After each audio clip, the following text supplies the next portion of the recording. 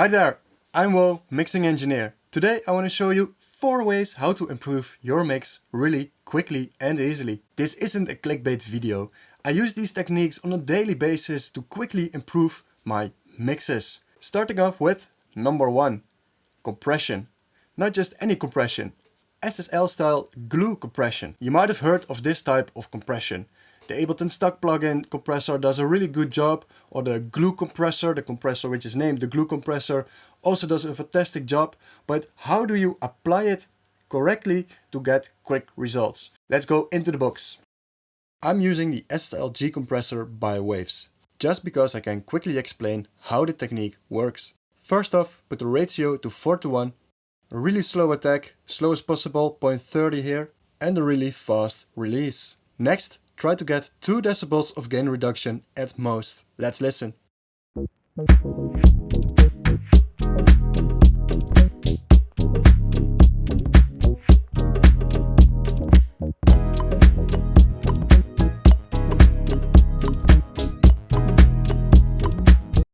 And now gain match the compressor to get a fair comparison. And there we go, let's A/B.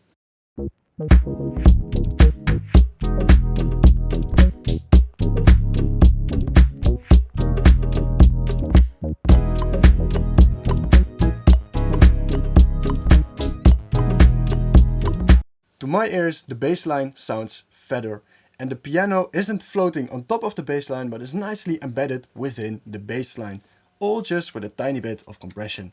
Moving on to tip number 2, sidechaining. You probably already sidechain within your productions, but do you sidechain in your mixes? For example, this production over here, I know for a fact everything is sidechained nicely, but I'm trying to mix it right now. And I want to make sure that the bass and the kick aren't clashing, that everything has little space, little pockets for its element. By applying precision sidechaining, you make sure everything gets room to breathe. Let's check it out. I personally use Volume Shaper by Cable Guys because I love the flexibility of the plugin.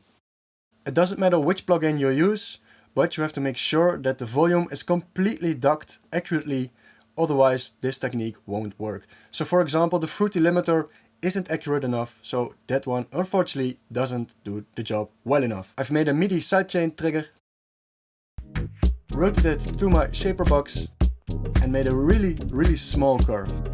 When I turn off the sidechain, you can see there is still volume coming through, even if I sidechained the project in a production. Sometimes frequencies slip through, so this is an extra measure to make sure everything bounces nicely. On topic of kick and bass, on to number 3. In electronic dance music, there is a lot of sub information. You need to make sure you choose which element really contains the sub. Is it your kick? Is it your bass line? Is it your low arp? It doesn't matter which one you choose, but stick with that one. If you chose an element that contains the sub, you can mix everything around it, making your life a lot easier in making decisions. Taking a look at this mix, we have a very tight kick. Getting sub out of this kick will be a lot of processing, will not sound good because it's over-processed. Then it must be the bass line. But still, the bass line exists of 3 parts. A top line, a bass guitar-ish, and a real subby bass. For me the decision is really easy. I want this bass to contain the sub. I mix all the rest around it. Talking of frequencies, you probably often heard that you have to apply a high-pass filter to get rid of the noise and the low rumble you don't want. But have you ever heard of reducing the high-end frequencies? This is a technique I call reducing the extended frequencies. Just like cutting off low end you don't want, you can cut off high end you don't want. In doing so, you will gain more clarity in the top end. Just go through your instruments and ask yourself, does this element really need 12K, 15K? Does it really need this to shine? For example, in this mix, let's take a look at the DX keys. You see here, all the frequencies above 5K are nicely rolled off. I did this within the production, and the DX normally doesn't contain really 12K unless you push it with an EQ. This in turn makes sure that the high-end elements, like the top end of the kick or the hi-hats, get room to breathe. Combined with the sidechain, everything fits nicely together. This concludes my 4 quick and easy tips to improve my mix easy.